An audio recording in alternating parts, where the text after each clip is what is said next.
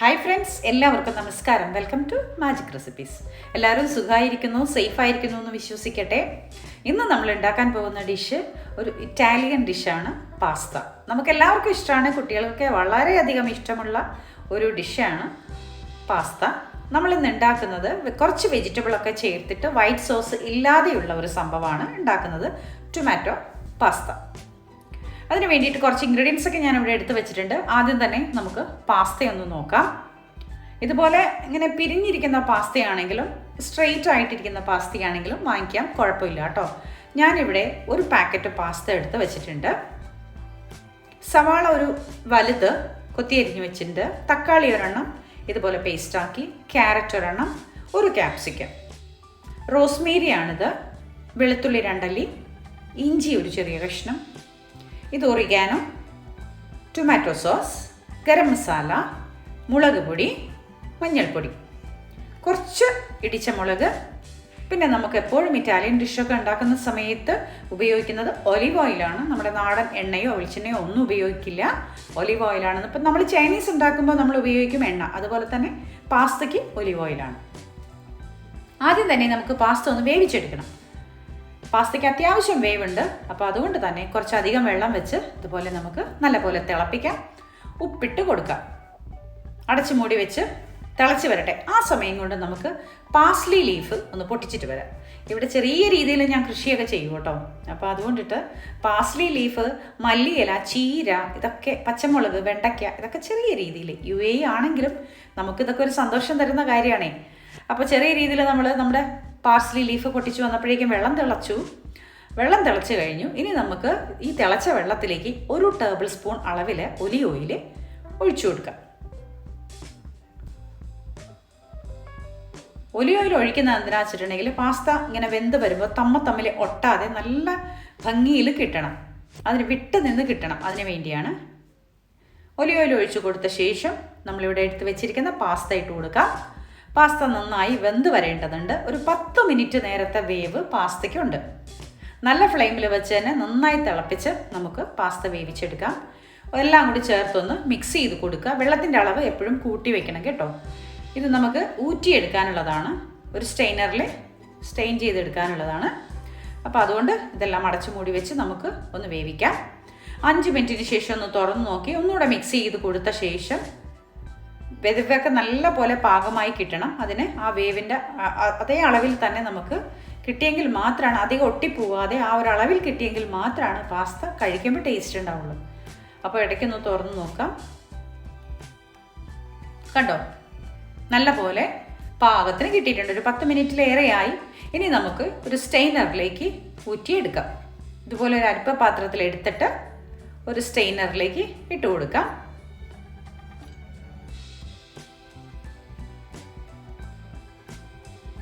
കണ്ടോ, ഇനി ഇത് നമുക്ക് എല്ലാം ഊറ്റിയെടുത്ത ശേഷം മാറ്റി വയ്ക്കാം. ഈ വെള്ളം നമുക്കങ്ങ് കളഞ്ഞേക്കാം കേട്ടോ, വെള്ളത്തിൻ്റെ ആവശ്യമില്ല. ഇനി നമുക്ക് പാസ്ത തയ്യാറാക്കാനായിട്ട് എൻ്റെ മസാലയെല്ലാം ചേർത്ത് പാസ്ത തയ്യാറാക്കണമല്ലോ. അതിന് ഇതുപോലെ ഒരു കടായിയോ ഒരു പാനോ അങ്ങനെയുള്ളൊരു പാത്രം എടുക്കുക. നല്ലപോലെ ചൂടായ ശേഷം അതിലേക്ക് 2 ടേബിൾ സ്പൂൺ അളവിൽ ഒലിവ് ഓയിൽ ഒഴിച്ചു കൊടുക്കുക. എണ്ണ നല്ലപോലെ ചൂടായി വരുമ്പോഴേക്കും അതിലേക്ക് ഇഞ്ചി, വെളുത്തുള്ളി ചെറുതായി കൊത്തിയരിഞ്ഞത് ഇട്ട് കൊടുക്കുക. ഇഞ്ചി ഒരു ചെറിയ കഷ്ണമാണ്, ഇതുപോലെ കൊത്തിയരിഞ്ഞെടുത്തിട്ടുണ്ട്. വെളുത്തുള്ളി 2 അല്ലി അത് ഇട്ട് കൊടുക്കാം.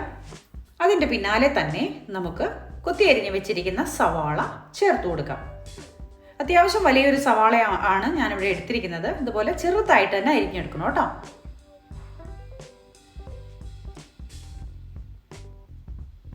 സവാളയുടെ പച്ചമണം മാറി വരുമ്പോഴേക്കും നമ്മളിവിടെ തക്കാളി പൾപ്പാക്കി വെച്ചിട്ടുണ്ട്. ഈ പൾപ്പ് ഇട്ട് കൊടുക്കുക. നല്ല പഴുത്ത തക്കാളിയാണെങ്കിൽ കുറച്ചുകൂടെ നല്ലത് കേട്ടോ. വെള്ളമൊന്നും ചേർക്കാതെ വേണം ഇതുപോലെ പേസ്റ്റാക്കി എടുക്കാനായിട്ട്. തക്കാളിയുടെയും സവാളയുടെയും പച്ചമണമൊക്കെ മാറി വരുമ്പോഴാണ് ഇനി അടുത്ത ഇൻഗ്രീഡിയൻറ്റ് നമുക്ക് ചേർക്കേണ്ടത്. അപ്പോൾ കുറച്ച് നേരം ഒന്ന് ചെറിയ ഫ്ലെയിമിലിട്ട് നമുക്കൊന്ന് വഴറ്റിയെടുക്കാം. പച്ചമണം മാറിയ ശേഷം നമുക്കിതിലേക്ക് 1/2 ടീസ്പൂൺ അളവിൽ മുളക് പൊടി ഇട്ട് കൊടുക്കാം. ഞാനിവിടെ കശ്മീരി മുളക് പൊടിയാണ് ചേർത്ത് കൊടുത്തിരിക്കുന്നത്. 1/4 ടീസ്പൂൺ അളവിൽ മഞ്ഞൾപ്പൊടി, 1/4 ടീസ്പൂൺ അളവിൽ ഗരം മസാലപ്പൊടി, ഇത്രയാണ് നമ്മൾ ചേർത്ത് കൊടുക്കുന്നത്.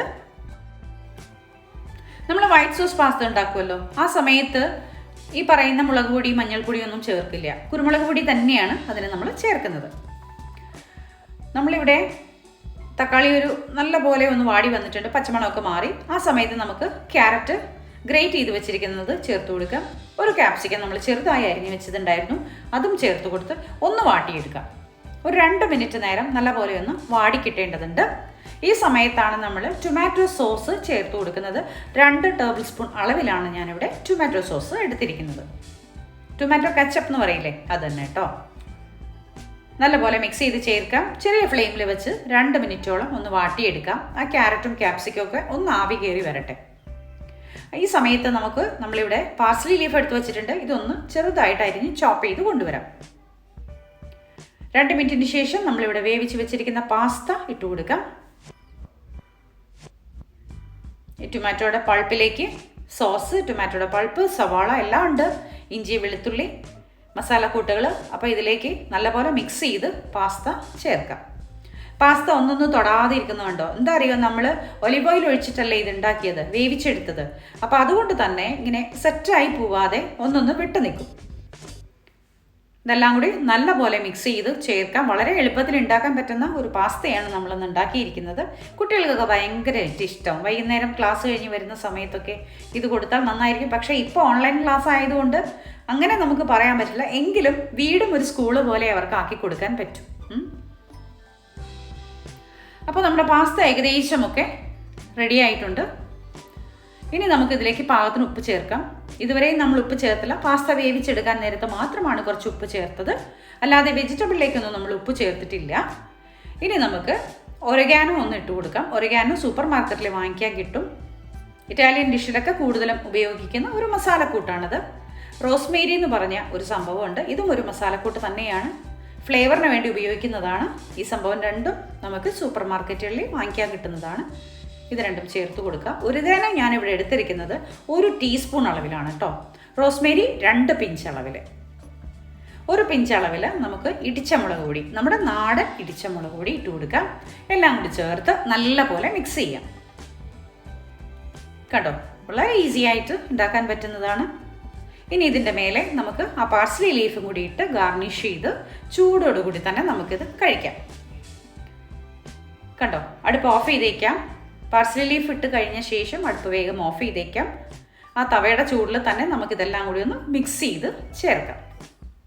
വളരെ ഈസി ആയിട്ട് ഉണ്ടാക്കാൻ പറ്റുന്ന ഒരു പാസ്തയാണ് നമ്മളിന്നിവിടെ ഉണ്ടാക്കിയിരിക്കുന്നത്. ഇതെല്ലാവരും കുഞ്ഞുമക്കൾക്ക് വീട്ടിലുണ്ടാക്കി കൊടുക്കണം. പുറത്തുനിന്നൊക്കെ ഇത്തരത്തിലുള്ള ഫുഡൊക്കെ നമ്മൾ വാങ്ങിക്കുന്നത് അത്ര വിശ്വസിച്ചൊന്നും നമുക്ക് കഴിക്കാൻ പറ്റില്ല. അപ്പോൾ അതുകൊണ്ട് ജങ്ക് ഫുഡ് എന്ന രീതിയിൽ നമ്മൾ മാറ്റി നിർത്തുമ്പോഴും ഇത്തരം സംഭവങ്ങൾ വീട്ടിലുണ്ടാക്കുകയാണെങ്കിൽ വിശ്വസിച്ച് നമുക്ക് മക്കൾക്ക് കൊടുക്കാമല്ലോ. അപ്പോൾ എല്ലാവരും ഉണ്ടാക്കി നോക്കുക. ഇഷ്ടപ്പെട്ടാൽ ലൈക്കും ഷെയറും കമൻറ്റും തരാൻ മറക്കരുത്. സബ്സ്ക്രൈബ് ചെയ്യാത്തവർ ഒന്ന് സബ്സ്ക്രൈബ് ചെയ്യണം കേട്ടോ. അപ്പോൾ എല്ലാവർക്കും ഒരുപാട് സ്നേഹത്തോടെ താങ്ക് യു വെരി മച്ച്.